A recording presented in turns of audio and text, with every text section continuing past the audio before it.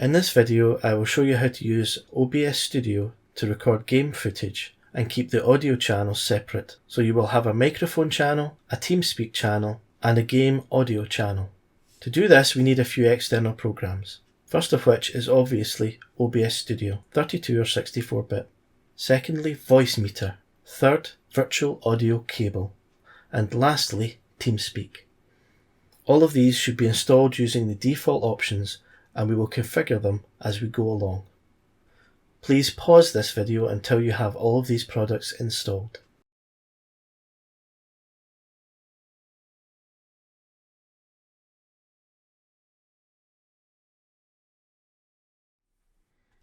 Virtual audio cable should be installed with the default settings. Once installed, open up Playback by right-clicking on your speakers and select Playback Devices. You should now see cable input with VB Audio Virtual Cable.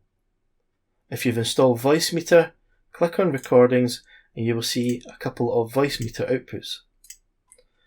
Back in Playback, ensure that the speakers which say VB Audio Voicemeeter VAIO are selected as a default device. If they aren't, right-click and then set as default audio device.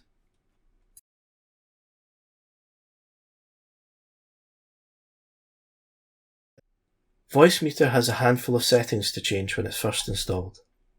Number 1 hardware input is your Teamspeak microphone.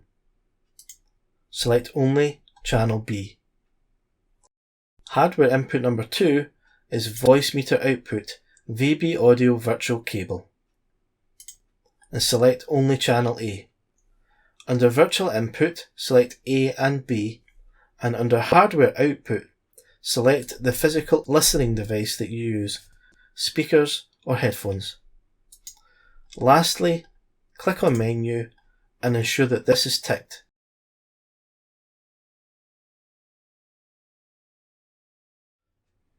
To configure Teamspeak, open the application, click on Settings and Options. Ensure you select Playback and select the playback device Virtual Input VB Audio Virtual Cable. It has a similar name to hardware input number 2, which is Voicemeeter output VB Audio Virtual Cable. In order to test this, simply play test sound and you should see the volume indicator here light up. Just like that. Secondly, select Capture and set it to your microphone. This is the same microphone you selected in Voicemeeter here. Hardware input 1. And that is Teamspeak configured.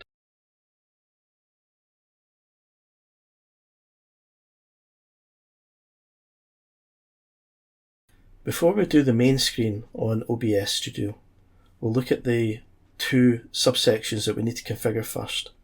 So click on Settings and click on Audio. Now you may have several disabled devices here, but just enable them as we go through. I've opened Voicemeeter so you can see how these two relate. Desktop audio device, cable input, VB Audio Virtual Cable. So the first one is hardware input number 2 on Voicemeeter. The second desktop audio device is VB Audio Voicemeeter VAIO, which is the virtual input on Voicemeeter. And the third one is the microphone, which is hardware input number 1 on Voicemeeter. I have two microphones attached, as I have my voiceover microphone and my headset microphone. So it's fine, you can have as many microphones attached as you want. The main thing to remember is that what we've got here is 3 separate channels. We have your Teamspeak chatter, your friend's Teamspeak chatter, and game audio, and they're all being recorded individually, allowing you to mix and match as you want in your video editor later on. Next, we'll click on Output. You may need to change this section up here to Advanced because I think it defaults to Simple, and then click on the Recording tab. These are my settings. The important things here for audio are that all audio tracks are selected. I have 4 because I have 4 devices in the Audio tab enabled. Just make sure all of them are selected. There's no point in excluding any at this point. I'm recording to R drive, which is an SSD. When I start a recording, the name of the file is the date and the time down to the second, which means that I never overwrite a file. I am selected constant bitrate for rate control. I will go into why later on in the video. It really only specifically relates to Sony Vegas editing. I doubt Adobe Premiere has the same audio sync issues, but that's why I use constant bitrate here. These are my settings for a GTX 980 recording at 1440p and 60 FPS. And in here, click on the audio tab, and I don't really think this matters too much, because if you remember, back in the audio tab, the sample rate is actually 48 kHz. So I should probably reduce these or increase this. But that's what I'm selecting just now, and it works fine for me. And that's the two main screens done in here. So just click OK. And we're back at the main screen.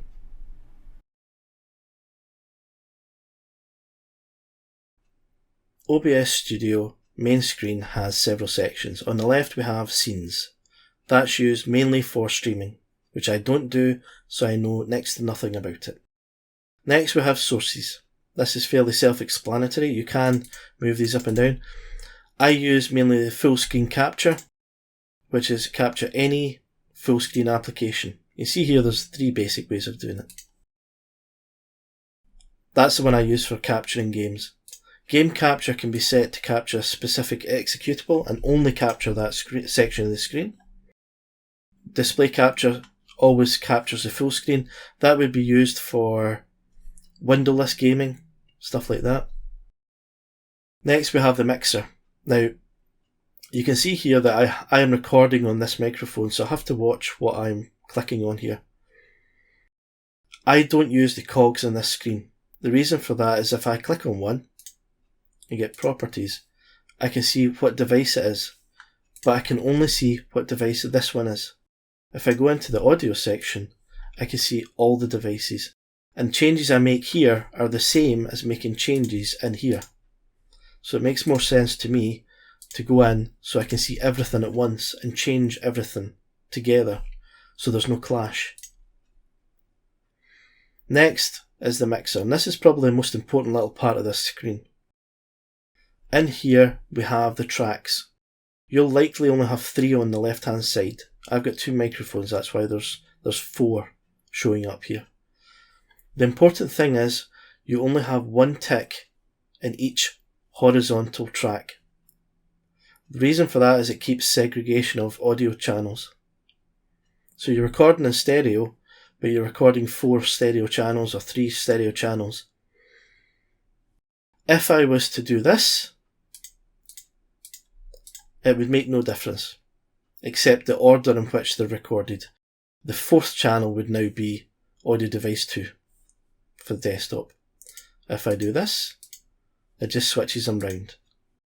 The reason I'm bringing this window up is by default, I think it has all of them selected for all devices.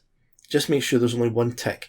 This is a section a lot of people fall down on and get confused on. 1 tick per row. That's it.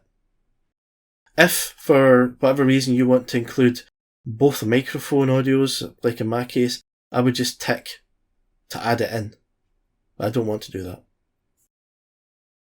Likewise, if you wanted to exclude, say one night you decide you don't want to record Teamspeak at all, you could use this little cog, come in here, disable your microphone, disable the Teamspeak audio for your friends, and then when you hit record, it won't record any Teamspeak at all.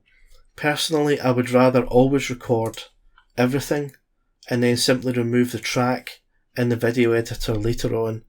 It's a 2-second job. So this way I never really miss out. I never forget to come in and enable it. The one reason you would be in here is if you've disconnected a microphone. This is very important to remember. By default, all of these tick. So if I unplug my Rode mic, which is audio mic aux 1, which I'm recording on just now, when I plug it back in, all 4 of these will be ticked.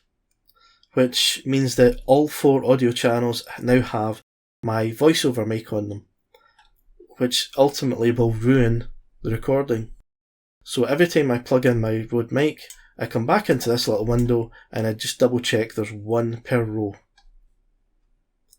Other than that, you're now ready to capture. And when you do capture, your audio will go to 4 or 3 or 2 separate channels, however many you've selected. You can then choose to mix and match the audio to suit your needs.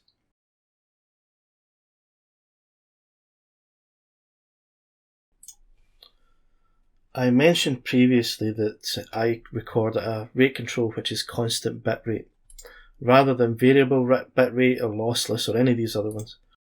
The reason for that is that I used to use shadowplay, and I would have audio desync, where although the video would play back fine in VLC and other video players, when I went to edit it in the likes of Sony Vegas, the video and the audio were out of sync, and it wasn't a consistent rate that it went out of sync. It was just always slightly out of sync all the way through. It was most noticeably at 40 plus minutes into the video.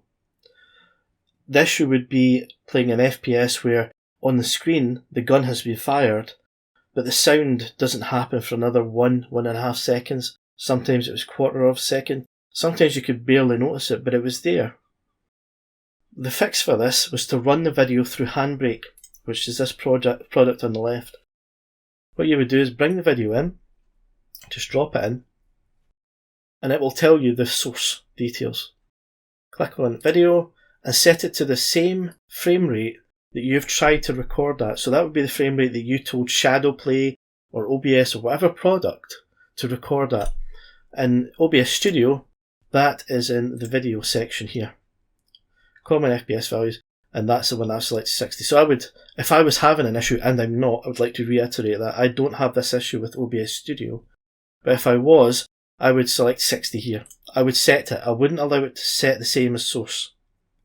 Now it might by default select 60, but I want it hard set, and I want to set constant frame rate. This is vitally important. If you don't set that, you will end up with another video which is slightly bigger, which is still out of sync.